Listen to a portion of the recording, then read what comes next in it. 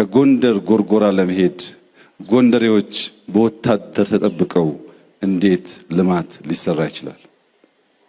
ባዕድ ሳይሆን ባላገሮች ባለቤቶች ከአንድ ሰፈር ተንቀሳቅሰው የሀገራቸውን ልማት ማየት ማገዝ እንዲችሉ ሰላም ያስፈልጋል።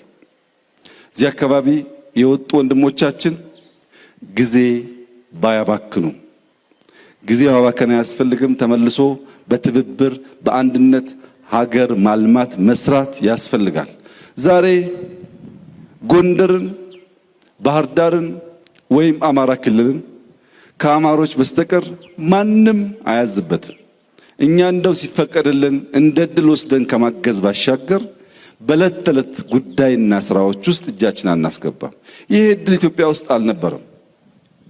አሁን ከምናበላሽ በትብብር መንፈስ ብንሰራ ነጋችን የልጆቻችን ነገ ያማረ ስለሚሆን በትብብር መንፈስ ዳግም ጎንደር፣ ባህር ዳር፣ አማራ፣ ኢትዮጵያ እንዲወለዱ በጋራ እንድንቆም አደራ አላችሁ ፈልጋለሁ። ክብርት ባለቤቴ እንኳን ደስ ያለሽ። የብዙ ጊዜ ምኞትሽ መሻትሽ የነበረው ነገር ዛሬ ሆኖ እኔም አንቺም ስላየን የጎንደር ሕዝብም ይህንን ታላቅ እድል የዚህ ደስታው ተካፋይ እንድንሆን ስለፈቀደልን ከፍ ያለ ምስጋና እያቀረብኩ ጎንደሬዎች ሽማግሌ ያላችሁ፣ የሃይማኖት አባት አላችሁ፣ ብርቱ ሰዎች ያላችሁ ሰብሰብ ብላችሁ ጎንደርን ዳግም ውለዱት። ጎንደር አሁን ካልተሰራ ይረፍዳል። ከረፈደ የዘገየ ደግሞ ከቀደሙት ለመተካከል ጊዜም ጉልበትም ይጠይቃል። እንዳይረፍድብን ተባብረን እንስራ።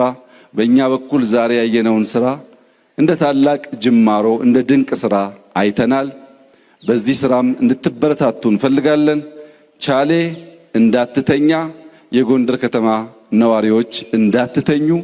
ዳግም ጎንደር ተወልዳ አሸብርቃ ጥንታዊነቷን ታሪኳን ሳትለቅ ለዓለም አሸብራቂ ከተማ እስክትሆን ድረስ በትጋት እንድንሰራ በድጋሚ አደራላችሁ ፈልጋለሁ።